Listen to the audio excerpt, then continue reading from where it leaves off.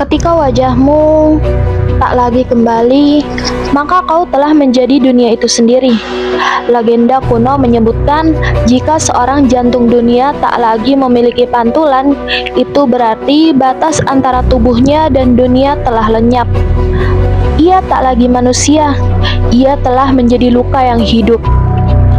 Setelah hari itu, orang-orang mulai melihat hal-hal aneh di sekitar Auralia. Anak-anak bermimpi tentang hidup yang belum pernah mereka jalani. Orang tua melihat wajah lama mereka di dalam air, tapi bukan dengan bahagia, melainkan dengan ketakutan. Seekor burung mencoba terbang di atas kepala Auralia dan terjatuh. Lelah seperti membawa beban dunia. Marah, ibunya menulis di tanah dengan tangan gemetar. Kau tak punya bayangan lagi, karena kau sudah menjadi milik semua orang. Auralia tidak menjawab. Ia hanya berjalan ke danau tua, tempat ia dulu belajar menangkap cahaya. Danau itu kini berubah menjadi warna hitam, tapi di dalamnya bukan pantulan wajahnya, melainkan wajah ratusan orang yang sedang menangis tanpa suara. Di istana, Raja Fael memerintahkan agar semua benda pemantul dimusnahkan. Kita tidak bisa lagi mempercayai pantulan. Kita tak tahu siapa yang kita lihat sebenarnya. Dan sejak hari itu kerajaan hidup tanpa cermin, tanpa air tenang, dan tanpa kaca. Auralia, sang gadis tanpa bayangan, menjadi legenda yang hidup. Orang-orang berkata, "Jangan cari wajahmu, karena jika kau melihat terlalu dalam, kau mungkin akan melihat Auralia, dan kalau kau melihat dia, maka kau akan tahu apa yang belum sanggup kau lihat tentang dirimu sendiri." Cermin bukan hanya pantulan, tapi mengingat bahwa kita masih ada. Dan ketika Auralia tak lagi terlihat di dalamnya, dunia harus bertanya, siapa sebenarnya yang hilang? Mereka yang paling murni melihat bukan dengan mata, tapi dengan luka yang tak pernah mereka tutupi.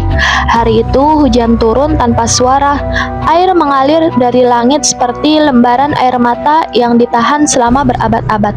Di tengah jalan berlumpur menuju kuil tua, seorang lelaki tua berjalan perlahan, bertongkat kayu, matanya ditutup kain abu-abu.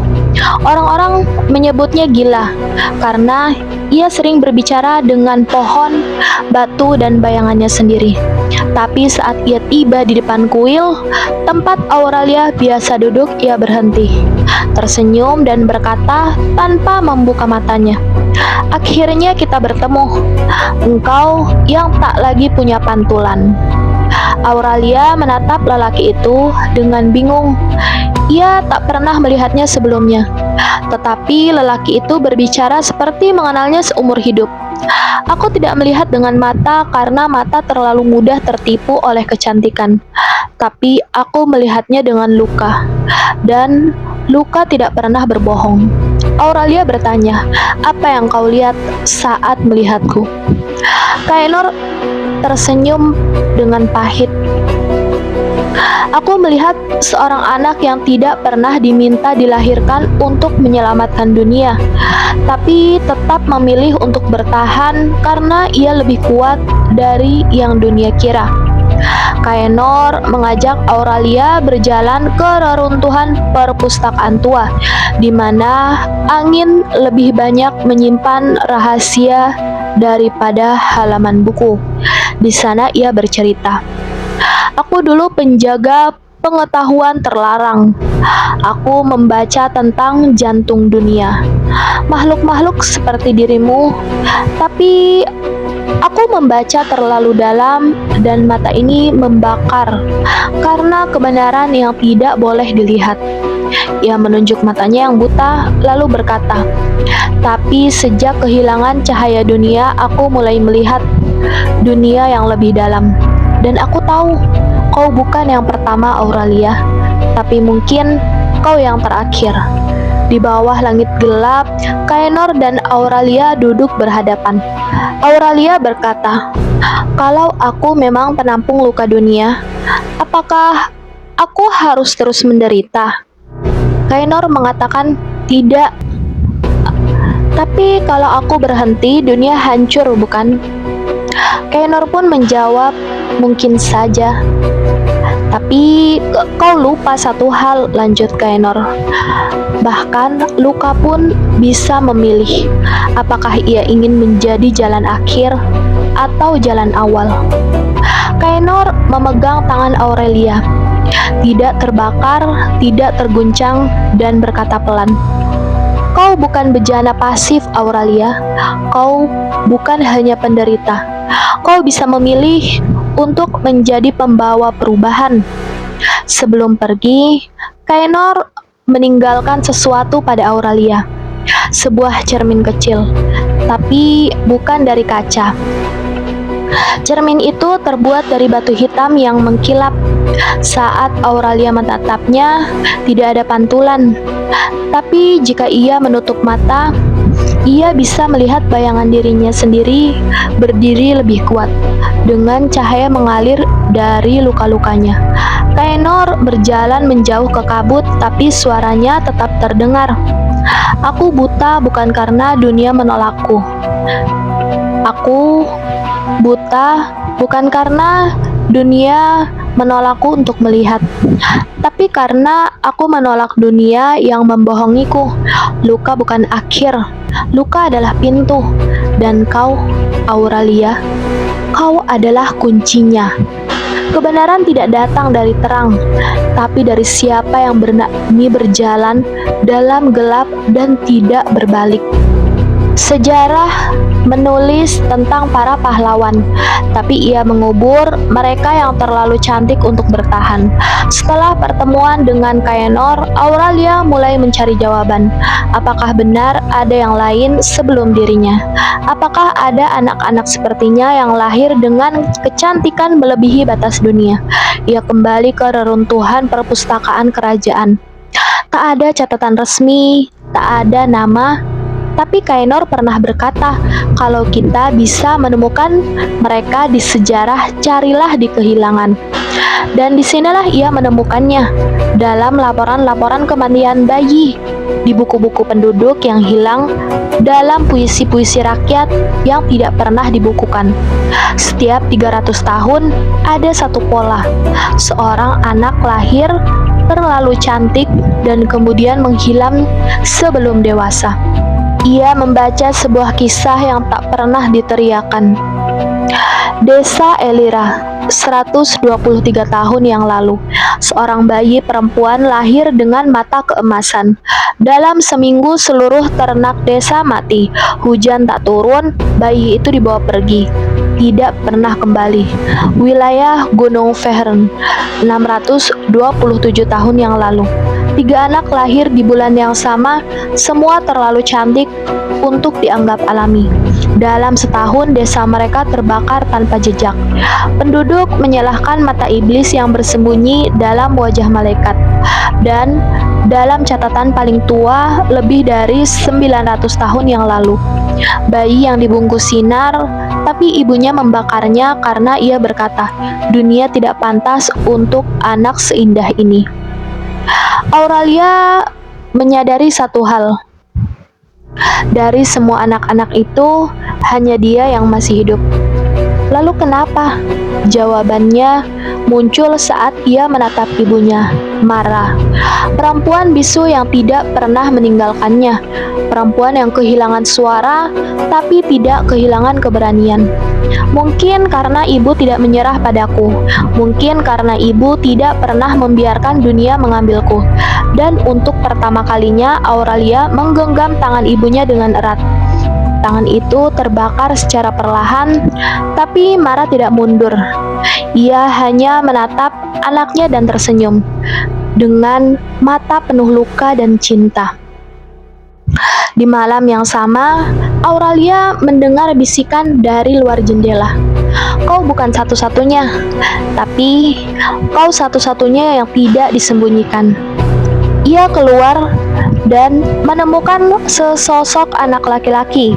Matanya hitam, rambutnya perak, tubuhnya penuh dengan debu. Namaku Eluet. Aku tidak lahir di atas dunia. Aku lahir di antara dunia dan kematian. Dan aku adalah saudaramu, bukan karena darah, tapi karena luka yang sama. Auralia berdiri di depan cermin batu hitam yang ditenggalkan oleh Kaenor. Ia melihat wajahnya tidak dengan mata, tapi dengan rasa. Di balik wajahnya ada bayangan-bayangan anak lain, tersenyum, menangis, dan memanggil. Aku adalah mereka yang tidak sempat tumbuh.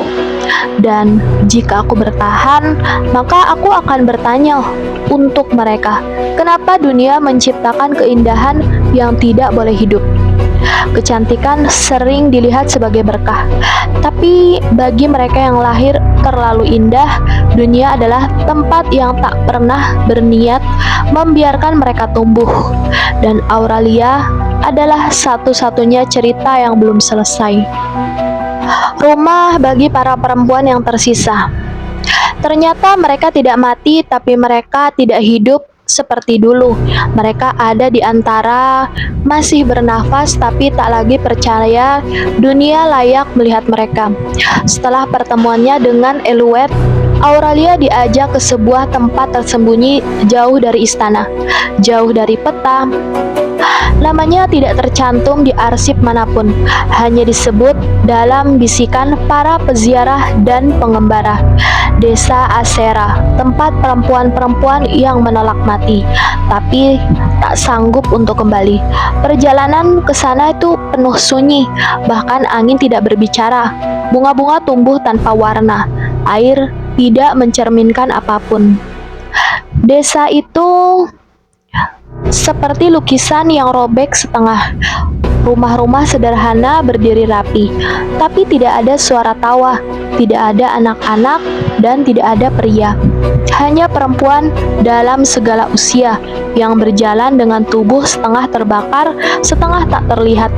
Beberapa kehilangan wajah, beberapa berbicara dengan bahasa yang tidak dikenal. Semua memiliki satu kesamaan: pernah terlalu cantik untuk dibiarkan hidup bebas. Auralia berjalan melewati mereka. Tak satu pun menyapa, tapi mereka menunduk seperti mengenalnya atau mungkin mengingat sesuatu lewat dirinya. Eluet membawa Auralia ke sebuah rumah besar di tengah desa. Pintunya penuh ukiran. Wajah-wajah perempuan sedang menangis, tertawa, berteriak, dan diam. Di dalamnya ada seorang perempuan tua yang sedang duduk. Matanya ditutup kain hitam. Kulitnya penuh bekas luka yang membentuk pola bunga duri. Namanya Yerelda.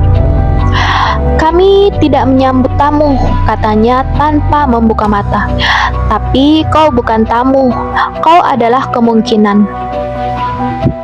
Yerelda pernah menjadi pelayan kerajaan, pernah dipilih jadi wakil kecantikan oleh raja, lalu dikurung, dicintai secara paksa, dibuang saat mulai tua, dan seperti banyak lainnya, hilang lalu lari, dan kemudian diam. Auralia duduk di tengah aula rumah itu. Perempuan-perempuan mulai datang satu persatu. Mereka menunjukkan tanda-tanda yang serupa, bekas luka di wajah yang tak bisa sembuh, tubuh yang memudar saat disentuh, ketakutan pada cermin, air, atau cahaya. Kami tidak mati, kata Yerelda. Kami hanya terlalu sakit untuk tetap muncul di dunia yang mencintai tubuh kami, tapi membenci jiwa kami. Auralia akhirnya bertanya, kenapa aku tidak dikirim ke sini sejak kecil? Kenapa aku bertahan sementara kalian disembunyikan? Yerelda menjawab, karena kau adalah pertanyaan yang belum dijawab. Kami semua adalah jawaban yang ditolak. Kau belum tunduk, dan karena itu dunia takut padamu. Sebelum Auralia pergi, Geralda memberinya sebuah jubah dari benang luka, tenunan dari potongan pakaian semua perempuan yang pernah datang ke desa itu. Kenakan ini saat dunia mencoba melupakan kami lagi. Dan ketika kau berdiri, jangan hanya untuk dirimu. Berdirilah untuk semua wajah yang telah dihapus. Auralia melangkah keluar dari desa itu dengan tubuh lebih erat, tapi hatinya lebih tajam. Kecantikan sering dijadikan alasan untuk kekuasaan, tapi di balik wajah-wajah yang tak bisa lagi dikenali, tersembunyi kekuatan yang tak bisa dibunuh, karena ia tumbuh dari kehancuran. Setelah meninggalkan desa para perempuan yang tersisa, Auralia merasakan sesuatu menarik tubuhnya ke utara, ke wilayah yang disebut rakyat sebagai hutan hitam. Jangan ke sana, kata Geralda sebelum ia pergi. Itu bukan tempat hidup, itu adalah tempat disembunyikan. Tapi Auralia tahu suara itu, getaran samar di tulangnya, bisikan di luka-lukanya memanggilnya, dan hanya ia yang bisa menjawab. Hutan hitam bukan sekadar gelap, ia menolak cahaya, obor redup, api membeku. Burung-burung tak bernyanyi, daun-daun tak bergerak, bahkan suara langkah pun ditelan. Setiap pohon tampak sama, kecuali satu hal. Pada batang-batangnya ada ukiran samar, tanda luka bukan pahatan, seperti ada yang mencakar kulit pohon sambil menahan tangis. Setelah berjam-jam berjalan, Auralia tiba di tengah hutan. Di sana ia melihatnya. Barisan makam tak ternama, tertata rapi, namun tidak ada nisan, hanya batu sederhana, masing-masing ditandai dengan satu benda, sehelai rambut, serpihan cermin, atau tetesan darah yang sudah membatu. Auralia menyentuh salah satu batu tersebut. Tubuhnya bergetar, luka-lukanya menyala samar. Ingatan yang bukan miliknya melintas. Ada seorang gadis diikat di tengah kota karena terlalu cantik untuk dibiarkan bebas. Seorang remaja diasingkan ke puncak gunung setelah desa gagal panen. Seorang ibu yang mengubur bayinya sendiri agar tak diburu tentara raja.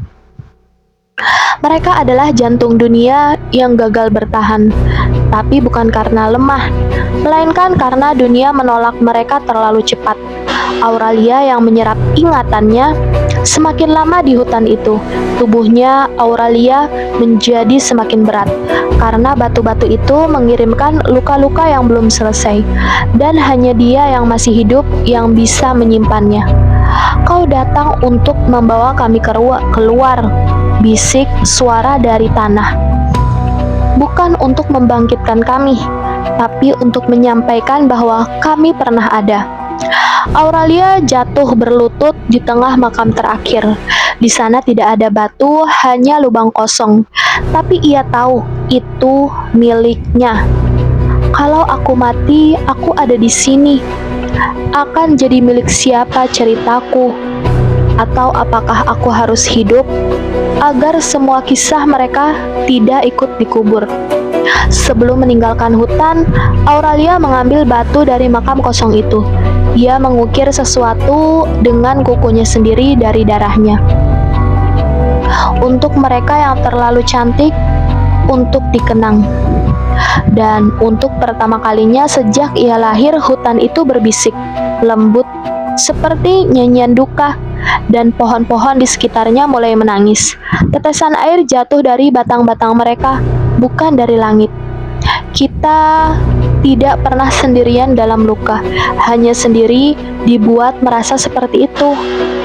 Tapi di balik dunia yang ingin melupakan, selalu ada hutan sunyi yang menyimpan nama-nama yang tidak sempat disebut, wajah-wajah yang tidak pernah diberi ruang. Auralia kembali ke tempat ibunya marah. Sejak dari hutan hitam, tubuhnya terasa lebih berat tapi juga lebih penuh. Tangannya membawa batu bertuliskan nama yang ia ukir di makam kosong, dan ia ingin menunjukkannya pada satu-satunya orang yang tidak pernah pergi. Di malam itu seorang datang. Dia adalah Kaenor. Ia berjalan pelan, tongkatnya menyentuh tanah tanpa suara. Ia berkata lirih, Sudah waktunya marah, kau tak perlu menyimpan semuanya sendiri lagi. Sejak hari Auralia lahir, Mara tidak pernah mengeluarkan suara, tidak tertawa, tidak menangis, tidak berbicara, dan tidak bernyanyi. Rakyat bilang ia kehilangan suaranya karena kutukan anaknya, tapi Kaenor tahu ia menyimpan suaranya sebagai bentuk perlindungan. Ada cinta yang tak ingin dunia dengar, karena dunia bisa menyalahgunakannya. Di bawah cahaya remang pelita, Kaenor duduk di samping Mara. Ia membuka gulungan kain tua. Terdapat lirik-lirik yang ditulis dalam bahasa lama. Hanya bisa dibaca oleh orang yang pernah mengalami kehilangan yang sama. Kaenor lalu menyanyikan lagu itu. Anakku lahir bukan untuk disembah, tapi untuk ditahan dalam pelukan yang tak pernah kuberikan. Dunia melukaimu, tapi aku adalah dunia kecilmu. Jika aku diam, bukan karena tak mencintaimu, tapi karena suaraku adalah satu-satunya tempat kau bisa hidup tanpa luka.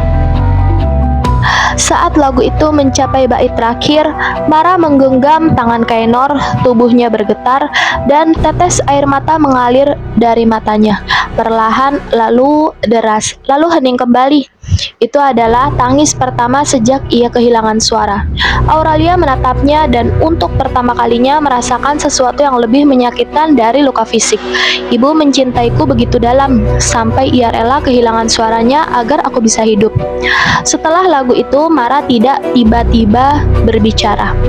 Tapi ia mulai menulis, ia mulai menunjuk langit, ia mulai berani memandang wajah Auralia lebih lama. Dan malam itu saat mereka tidur dalam satu ruangan, Auralia mendengar gumaman samar bukan mimpi dan bukan roh. Auralia, satu kata. Suaranya serak, patah, nyaris tak terdengar, tapi itu nyata. Auralia menoleh, tapi Mara sudah tertidur kembali. Wajahnya tenang, luka di lehernya berdarah sedikit, tapi tidak sakit. Seperti luka lama yang akhirnya berani dibuka. Kadang cinta tidak perlu dinyatakan keras-keras. Ada makhluk yang tidak membunuhmu dengan senjata, tapi dengan membuatmu berhenti merasa, dan saat itu terjadi, kau masih hidup, tapi bukan lagi manusia. Setelah hujan, ketiga bulan gelap, makhluk-makhluk dari tanah luka mulai naik ke permukaan. Mereka tidak datang dalam wujud yang sama. Ada yang berupa kabut, ada yang seperti anak kecil tertawa, ada pula yang menyerupai orang yang paling dirindukan. Namun, satu ciri selalu sama. Mereka tidak bisa disentuh, tapi mereka bisa tinggal dalam dada manusia. Penduduk menyebut mereka pemakaman perasaan, karena siapapun yang dilalui kehilangan satu bagian emosinya tanpa sadar. Seorang ibu tidak lagi bisa bersedih karena anaknya mati. Seorang kesatria tidak lagi merasa bangga atas keberaniannya. Seorang penyair berhenti menulis karena kata-katanya tidak menyentuhku lagi. Di seluruh penjuru Agraet, dunia mulai kehilangan warna emosinya. Tawa terdengar kosong, tangis seperti bunyi mekanik. Doa-doa di kuil dibaca tanpa getaran dada. Auralia merasakan efeknya dari jauh. Tubuhnya mulai dingin, tapi luka-lukanya justru semakin menyala, seolah ia menolak untuk dihisap. Mereka memakan rasa, tapi aku adalah luka yang terdiri dari rasa itu sendiri. Mungkin itu sebabnya mereka takut padaku. Di tengah malam saat kabut turun dan dunia hening seperti menahan nafas, Auralia bertemu satu dari mereka. Makhluk itu menyerupai anak kecil dengan wajah yang hampir seperti dirinya saat kecil. Ia tersenyum lalu bertanya, "Apa kau masih bisa merasa kehilangan?" Auralia menjawab pelan, "Setiap hari." Makhluk itu mencoba mendekat, tapi luka-luka Auralia menyala lebih terang, dan makhluk itu mundur, meleleh menjadi kabut, lalu lenyap. Kaenor datang ke desa di pagi berikutnya. Wajahnya pucat, aku tahu mereka akan datang. Mereka bukan jahat, mereka adalah hasil dari rasa yang terlalu lama dikubur, dan dunia terlalu lama memaksa orang melupakan.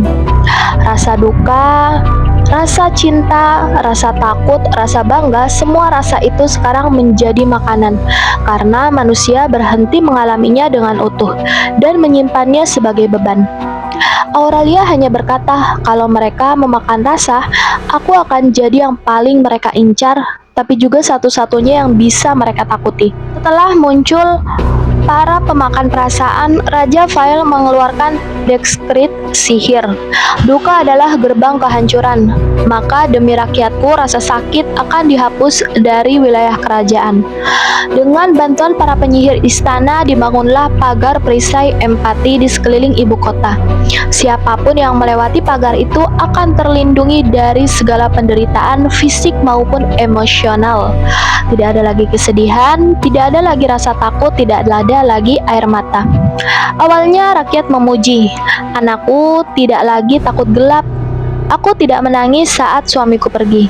Kami tidak merasakan apa-apa ketika kehilangan panen dan itu baik. Tapi perlahan hal-hal kecil mulai hilang juga. Lagu-lagu rakyat menjadi datar, senyum menjadi refleks dan bukan rasa. Tidak ada lagi pelukan saat bayi lahir, hanya tepuk tangan kaku. Tidak ada belas kasih pada orang miskin, yang ada hanya peraturan dan sistem. Aurelia menyaksikan dari luar pagar, ia mencoba masuk tapi luka-lukanya menyala terlalu kuat. Dan pagar memantulkannya seperti dinding es. Kaenor berkata, mereka tidak menderita, tapi juga tidak merasa hidup. Dan jika empati itu mati, luka tak lagi punya tempat berpulang. Aurelia akhirnya bertemu seseorang anak kecil di luar pagar. Anak itu memegang boneka yang robek tapi tidak menangis. Ia hanya berkata, aku ingat dulu aku bisa menangis tapi ibu bilang, itu dulu sebelum pagar. Sekarang aku tidak tahu apa artinya kehilangan. Aurelia bertanya pelan, kalau kamu melihat orang lain sakit, apa yang kamu rasakan? Anak itu menjawab, aku tidak tahu. Bukankah itu bukan urusanku? Dan pada momen itu Aurelia merasakan kerajaan tanpa luka adalah kerajaan tanpa penghubung, tanpa cinta, dan tanpa arah. Beberapa rakyat mulai menyadari bahwa mereka tidak bisa merasakan cinta seperti dulu. Ibu tidak menangis saat anaknya mati, tapi tubuhnya perlahan layu. Tidak ada lagi puisi, tidak ada lagi cerita, dan tidak ada lagi sebuah jiwa. Muncul sekelompok rahasia yang menyebut diri mereka adalah para pengingat luka. Mereka mencuri kenangan-kenangan lama, lukisan, surat, lagu, dan mencoba menghidupkan kembali sebuah rasa, walaupun sedikit. Aurelia diam-diam mengirimkan potongan suaranya dari lagu ibunya ke dalam pagar. Dan pada malam itu satu orang tua menangis untuk pertama kalinya setelah bertahun-tahun. Aurelia menatap kerajaan dari kejauhan. Ia tahu ia tidak bisa memaksa mereka membuka pagar, tapi ia bisa menjadi titik ingatan, satu luka yang tidak bisa dihapus. Aurelia tertidur di tepi danau luka. Tubuhnya lelah karena pagar sihir kerajaan yang menolaknya. Saat ia membuka mata, ia sudah tidak berada di tempat yang sama. Langit hilang, waktu tidak terasa. Ia dikelilingi dinding batu hitam yang berdetak pelan seperti jantung. Dan di hadapannya berdiri sekelompok makhluk berjubah abu-abu. Wajah mereka ditutupi kain. Tangan mereka dililit benang merah berwarna darah yang menyala samar. Kami adalah para penjaga luka. Kami tidak menyakitimu, tapi kami menculikmu dari waktu, karena waktumu terlalu berbahaya. Mereka membawanya ke ruang bawah tanah yang begitu dalam sehingga suara dunia di atas tak lagi terdengar. Tempat itu tidak dibangun, tapi tumbuh dari penderitaan. Di sana terdapat lemari kaca berisi tangis-tangis yang tak pernah sempat dikeluarkan. Dindingnya tertulis dengan catatan rahasia, kisah perempuan, anak-anak rakyat yang dihapus dari sejarah. Ada ruangan yang menyimpan bau kematian yang tidak diberi upacara. Dan yang paling dalam, sumur tanpa dasar, tempat luka-luka terberat dibuang agar tidak pernah naik ke atas permukaan dunia. Aurelia berdiri di tengah tempat itu dan luka-lukanya mulai menyala seperti disapa oleh saudara-saudaranya yang lama. Salah satu penjaga yang suaranya tua dan lapuk berkata, "Kami menjaga luka agar dunia tetap berjalan. Karena jika semua luka muncul bersamaan, dunia akan retak. Tapi kehadiranmu, Auralia, mengguncang keseimbangan. Kau membuat luka-luka lama hidup kembali. Mereka bergetar, mereka memanggil, dan jika itu terjadi, kami tidak bisa lagi menutup sumur." Di ruang bawah tanah itu, waktu tidak berjalan seperti biasa. Aurelia melihat versi dirinya dari masa kecil menangis lalu menghilang. Ia melihat ibunya di usia muda berlari sambil memegang bayi. Ia melihat perempuan-perempuan lain yang mirip dengan dirinya dalam kehidupan yang tidak pernah jadi kenyataan. Waktu runtuh tapi luka tetap ada, dan dari kegelapan sumur muncul suara. "Kau adalah kami yang tidak sempat tumbuh. Jika kau diam, kau akan menjadi kami. Tapi jika kau bicara, dunia akan pecah, tapi kami akan hidup kembali." Auralia melangkah ke tepi sumur terakhir. Para penjaga mencoba menghentikannya, tapi tak bisa menyentuhnya karena luka-lukanya terlalu terang. Ia tidak melompat, ia hanya menyentuhkan tangannya ke dinding sumur. Dan saat itu, waktu kembali bergerak, bukan dengan dering jam, tapi dengan denyut perasaan yang bangkit satu persatu di atas dunia. Setelah keluar dari ruang para penjaga luka, Auralia dipandu oleh bisikan dari luka-lukanya sendiri ke tempat yang tidak terpetakan. Altar Ruh Dasa konon dibangun sebelum dunia mengenal kerajaan. Hanya karena mereka yang tubuhnya menyimpan luka dunia, bukan luka pribadi, yang bisa menemukannya. Dan ketika Auralia sampai, altar itu bergerak. Batu-batu kuno di sekelilingnya mulai menyala dengan urat emas yang hanya muncul saat pengemban luka sejati itu hadir. Auralia berlutut di altar. Ia merasa seperti tubuhnya meleleh, bukan dalam arti fisik meleleh, tapi identitasnya mencair. Ia tidak lagi merasakan dirinya sebagai satu orang, tapi sebagai ribuan suara.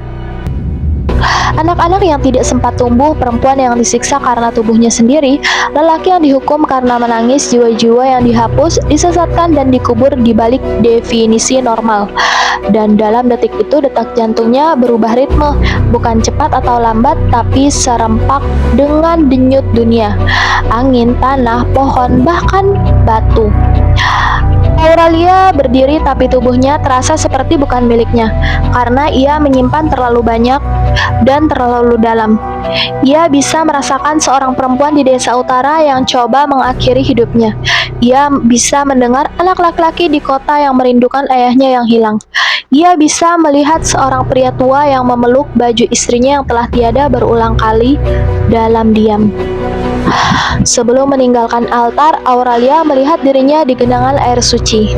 Bayangannya bukan lagi satu wajah, tapi ratusan wajah. Setelah peristiwa di dunia tanpa cermin dan bangkitnya bayangan-bayangan perasaan terbuang, Auralia tahu satu hal: dunia tidak bisa disembuhkan hanya dari permukaan. Harus ada yang pergi ke pusatnya, ke akarnya, ke tempat luka pertama yang melahirkan semuanya. Tanahnya retak, kata Kaenor pelan. Bukan tempat, tapi luka purba. Kau tak bisa membalutnya, hanya bisa berdiri di tengahnya dan menatapnya tanpa lari.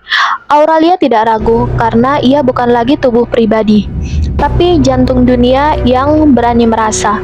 Perjalanan ke tanah retak bukan sekadar menembus jarak, tapi melewati ruang-ruang yang ditinggalkan oleh sejarah. Setiap tempat memanggil luka dalam diri Auralia. Setiap luka-lukanya tidak lagi memberontak.